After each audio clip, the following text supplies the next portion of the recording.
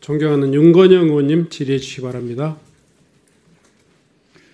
예, 구로울의 윤건영입니다. 청장님 우선 청정 후보자 되신 걸 축하드립니다. 질의하겠습니다. PPT 봐주시면요. 청문회라는 것은 저는 국민을 대신해서 후보자가 자질을 갖췄냐를 질의하는 거라고 생각합니다. 그런 차원에서 이해해 주시면 좋겠고요. 다음 PPT 보시면 지금 미국에서 차남은 직장을 다니고 계시죠. 직장 다니다가 예, 그만두고 예, 지금 이제 박사과정. 예, 알고 있습니다. 네. 좀 이따 질의할 텐데요. 차남의 한국 체류일 수를 보면 올해 같은 경우는 하루도 없고요. 한 달도 채 안 됩니다. 그런데 이런 차남께서 한국에 굳이 부동산 투자를 하십니다. 다음 PPT 봐주시면요.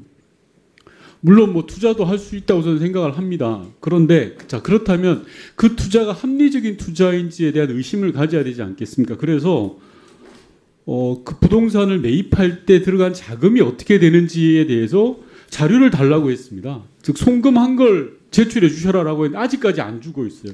그래서 제가 아까 의사진행 발언을 통해서 항의를 했던 겁니다. 감명합니다.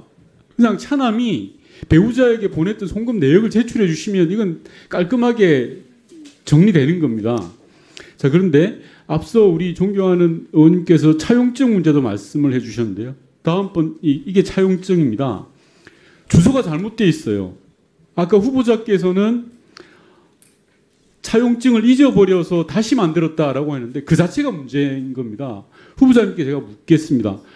4인간 채권 채무가 발생했을 때 차용증을 만들었습니까? 안 만들었습니까? 만들었습니다. 그래 만들었기 때문에 제가 질의합니다. 그러면 차용증에서는 기본적으로 상환 기일이라든지 이자라든지 기본 들어가야 될 내용이 있는데 이 차용증에 보시면 그런 게 전혀 없어요. 급하게 만든 거예요, 그냥. 여기에 어디에 이자를 얼마나 하겠다라든지 언제까지 갚겠다든지 뭐가 있습니까? 그래서 이런 걸 확인하려고 제가 후보자에게 21년도 재산신고 내역을 제출하라고 한 거예요. 그런데 그것조차 제출 안 했습니다. 송금 내역도 제출 안 해. 재산신고 내역도 제출 안 해. 당연히 국민의 시각에서 볼 때 이게 뭐지? 라고 생각할 거 아니겠습니까? 다음 PPT 봐주십시오. 제가 이 부동산 문제를 지적하는 거는요. 차남이 오피스텔을 구입했을 때는 부동산 광풍이 일었습니다. 그리고요. 공직자들은 1가구 2주택에 걸려서 아예 부동산 구입을 못하게 했었던 데예요. 그러다 보니까 합리적 의심으로 차남에게 부동산을 어떻게 주려고 했구나라는 의심을 할 수밖에 없는 겁니다. 다음 질의하겠습니다. 유학 비용에 대해서 물어볼 텐데요. 아까 후보자께서 쌍둥이라고 말씀을 하셨습니다. 두 자제분을 미국의 중학교부터 해서 중고등학교, 대학원까지 유학을 보내셨습니다. 그동안 참 고생 많으셨을 것 같습니다. 저는 유학 갔다라는 그 자체를 폄하하거나 왜곡하고 싶지는 않습니다. 그런데 국민의 시각에서 알고 싶은 게 있습니다. 15년 이상을 미국에서 유학을 가고 생활을 했습니다. 그럼 그 비용이 얼마나 들었는지는 알아야 될 거 아닙니까? 그렇지 않습니까? 그래서 유학 경비를 어떻게 조달했는지에 대한 자료 요청을 했습니다. 그런데 자료 제출을 안 해주셨어요. 다음 PPT 봐주세요. 후보자가 미국으로 송금한 내용은 딱 2건 나옵니다. 2016년에 2건인데요. 16,500불밖에 안 돼요. 15년간 두 아이를 중학교, 고등학교, 대학교, 대학원까지 보내려기에는 턱없이 부족한 돈이에요. 그래서 배우자께서 송금한 게 있으면 제출해 달라라고 했습니다. 그것을 또 조차 제출하지 않으셨어요.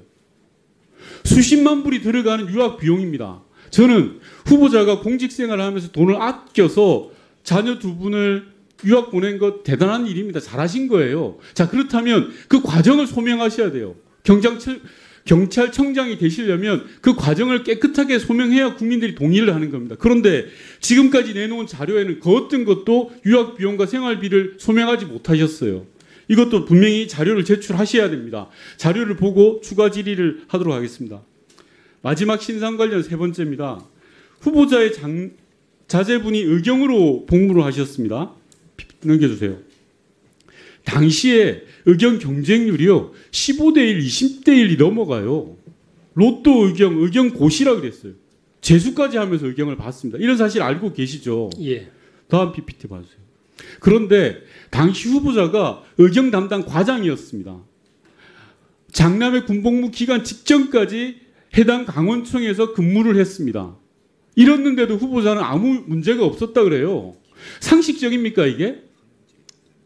다음 PPT 한번 봐주세요. 당시에 그래서 제가 경찰청 전체 자료를 다 뒤져봤습니다.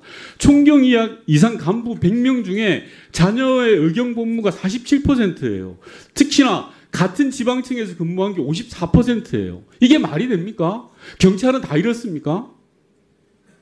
이게 도덕적 해이 가지고 뭡니까? 자기 아들을 자기가 근무하는 부서에 데리고 온 겁니다. 예를 들어서 제가 우리 아들을 지금 의경제도가 없지만 의경으로 들어오게 해서 국회에 근무시킨 거예요. 그럼 욕 안 먹습니까?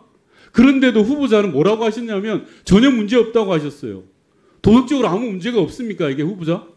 어떻습니까? 제가 네 가지 부분에 대해서 제가 짧게 요 부분에 대해서 답변하십시오. 요 부분에 대해서. 저희 아이가 의경 갖는 거는 저도 몰랐고 근데 말이 되는 소리를 하십시오. 의경 담당 과장이셨어요. 그런데 의원님, 의경 당을 몰랐다고요? 의원님, 제가 그 의경 담당 과장을 할 때 저희 아이가 시험을 본 건 아닙니다. 그리고 그 조금 전에도 말씀드렸지만 제 아이들이 뭐 그런 거를 저한테 상의하고 이런 아이들이 아닙니다. 후보자께서는 뭐라고 하셨냐면요. 상황인데. 해명을 잠시만요. 나중에 답변하시고 아이가 있던 기동일 중대는 선봉 중대로 출동이 많고 험하기로 유명하다라고 해명을 하셨어요. 그래서 제가 다시 조사를 해봤습니다. 후보자의 자제분은 기동일 중대는 맞는데 본부소대에 있었어요. 본부소대는 뭐 하는 곳이냐고 하면 행정, 운전, 치사를 담당하는 곳이에요. 소위 말해서 행정병 그리고 운전병, 치사병들이에요.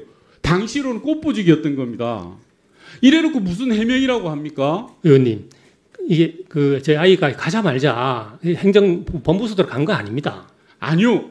후보자의 해명이 틀리잖아요. 기동 1중대로 국민의 시각에서 보시라니까요. 후보자가 계셨던 강원청으로 아이가 의경을 간 거예요. 그러면 국민께 사과하셔야 될 문제예요. 제대로 살피지 못했다고. 의원님, 일단 저희들이 의경들이 각 지방청으로 배치되는 어떤 그런 시스템이 있습니다. 그게 뭐냐면 시험을 보는 겁니다, 후보자님. 아닙니다. 논산훈련소 성적으로 본인의 희망을 가지고 배치를 하게 되는 겁니다. 그런데 제 아이가 사격을 잘 못해가지고 그래서 경기도를 지원했는데 탈락해가지고 강원도로 넘어간 겁니다. 당시 경쟁률에 대해서 말씀을 했죠. 20대 1이 넘는 의견 경쟁률이 있었던 겁니다. 후보자께서 이 문제에 대해서는 죄송하다, 국민의 눈높이에 맞지 않은 것 같다라고 사과하셔야 될 문제입니다. 두 가지 일을 통해서 이야기합니다. 스픽스는 말하는 언론입니다. 대세는 유튜브, 그중에서 스픽스. 좋아요, 댓글, 구독, 알림 설정. 여러분이 저희를 사랑해 주시고 우리가 여러분을 사랑하는 4가지 방법입니다.